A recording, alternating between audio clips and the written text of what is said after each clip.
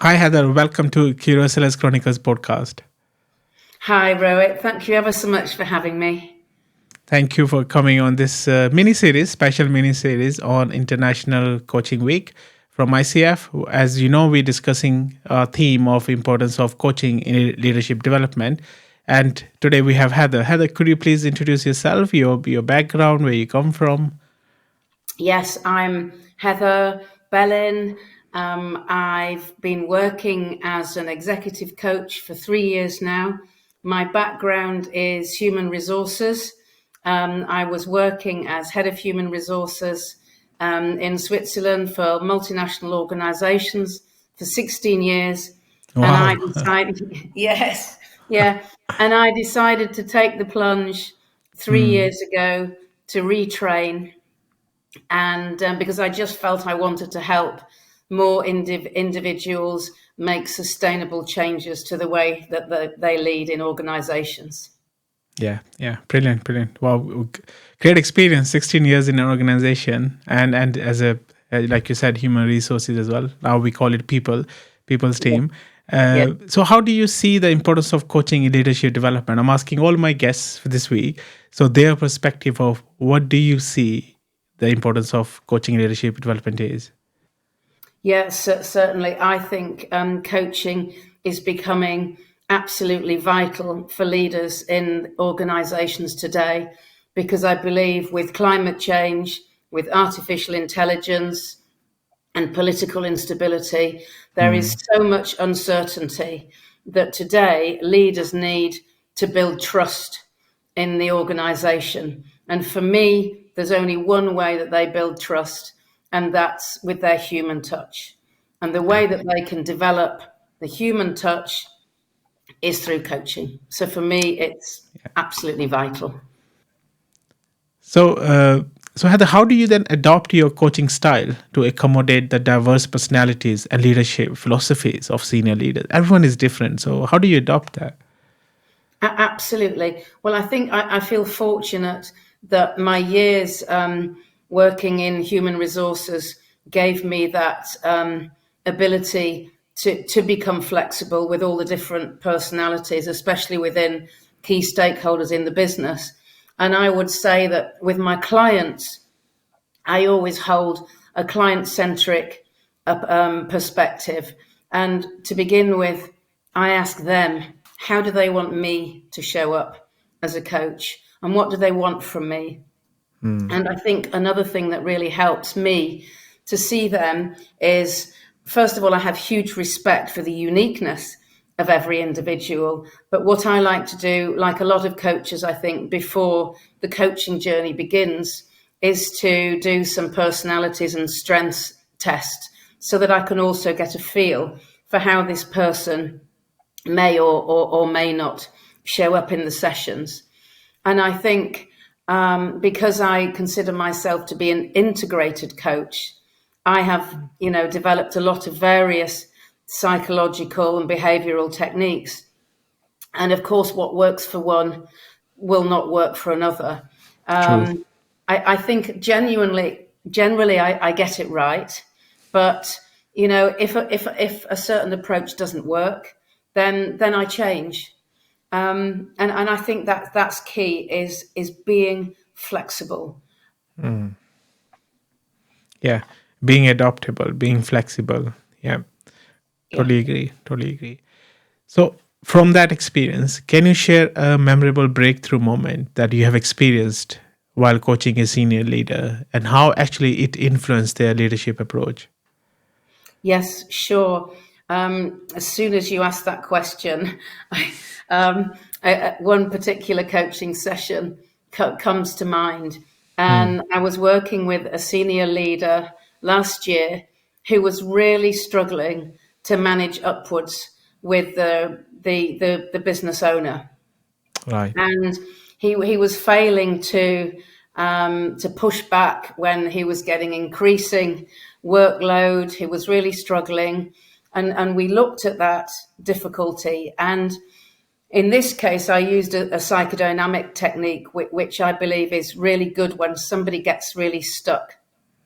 And I asked him, "Does this person that you're working for, the business owner, does he remind you of anybody? And we had quite a long silence. And he just kind of said, "Oh goodness me, yes." And we realized, or he realized in the session, that he was literally seeing this business owner as his authoritarian, controlling grandfather, who, from a child, he'd never answered back to. Literally, did as he was told. And so we unpacked that, and he started to share the stories about how he was controlled.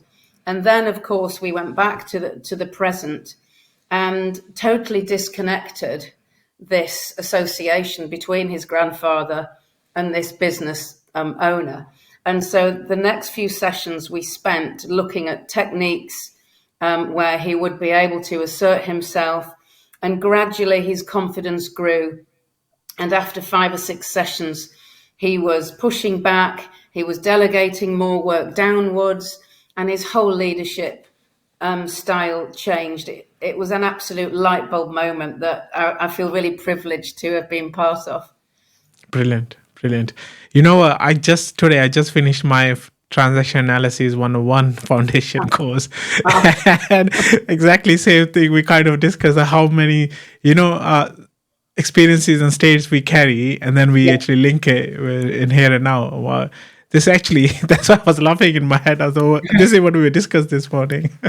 Yes, it's so powerful how there are these childhood experiences that come into the boardroom, and and once you've made that link, you can then really make fundamental changes. It's very powerful.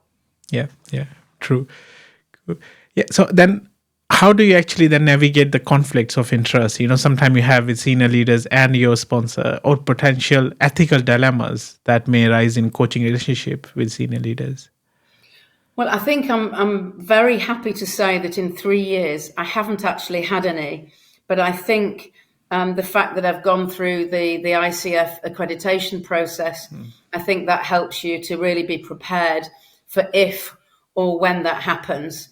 And I have regular supervision in groups and individual. And I think if that kind of situation did arrive where I felt there was a conflict of interest between the sponsor and the client, I would first of all reflect, which is absolutely key. And then I think I would take it to supervision. And I think as coaches, we all need to recognize that sometimes we also need fresh insight from other people, and then we're more equipped to make that decision on what is the best course of action. Yeah, 100%. Supervision is a key. Absolutely. Key. Yeah. Yes. And then I was curious to know, how do you actually help senior leaders leverage their senior leaders' strength, while acknowledging and addressing areas of development through coaching? It's a very good question. And I think it does depend very much on the individual and the context, because, I have some clients who are very strengths focused, and they'll always talk about how they want to develop their strengths. And they don't really want to look at their areas of development, or I don't like to call it weaknesses, but the areas that they need to focus on. And so for those individuals, I will always say to them, well, what would you be doing differently? And what would you like to be doing better? And where do you struggle? And so I help them focus on that, and then we'll unpack that. And then on the individuals who can come into the coaching session feeling quite negative, perhaps they've been sent for coaching by the organization because they need to develop a certain skill. And often those clients of mine can be quite negative, and they can't even look at the strengths. So for those kind of individuals, what I do is I say, okay, well, what kind of struggles have you had in the past, and how have you overcame them? And then I get them to talk about their achievements, and their successes, and all the positive deliverables. And then we focus on how they can use some of those key strengths to actually help them with the challenges ahead.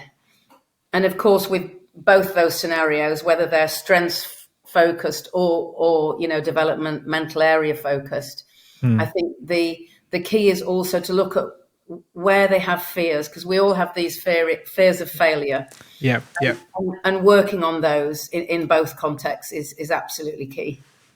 yeah, yeah, definitely. Yeah. So before we end, Heather, thank you very much for the wisdom you just Yeah. shared. And before we end, can you provide advice for organizations, when they're seeking to create a new culture of coaching and continuous learning at all levels, even starting from senior leadership? What Yes. would be your advice? Yeah. Well, I think my advice is it has to start from the top. So I would encourage CEOs, the business owners and HR, particularly the heads of HR and the heads of learning and development, to try coaching, book a session. And I think there are a lot of ICF accredited coaches like myself who will offer a free introductory session. And I think, if they can experience for themselves just how much they can achieve in a 60 or 90-minute session, that I think then that will help them to really understand and experience the benefits. And I think, as I said at the beginning, self-awareness and building trust with leaders today is absolutely key. So it has to Mm. start by them, helping them to build their own self-awareness and to be able to empathize. But I think if they can then create that culture of learning by coaching at all levels of the organization, then that level of trust in throughout it increases.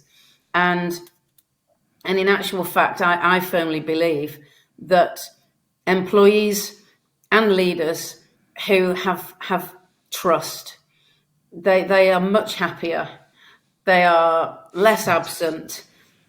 They they are far more productive, Mm. and that's a massive cost saver, and Yeah. it can really boost bottom line figures. So I would say, yes, it's quite difficult to quantify, but all the results are out there. The organizations today that are the real top organizations are the ones with happy employees, because they've all got trust and they've worked on themselves. Yeah. So that's what I would say, to kind of look at the evidence. And it's the organizations like that that are thriving. And the organizations who don't have that culture, some of them are doing okay, but they could do so much better. Yeah.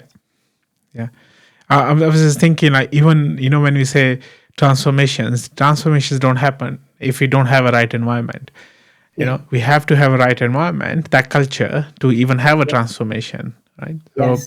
brilliantly put, Heather. So thank you very much once again for coming onto this space on this short series, mini series of this week. But hopefully, like I said to all my guests, hopefully we can go more deeper into it sometime soon and have a longer version of this episode rather than just a short version of this.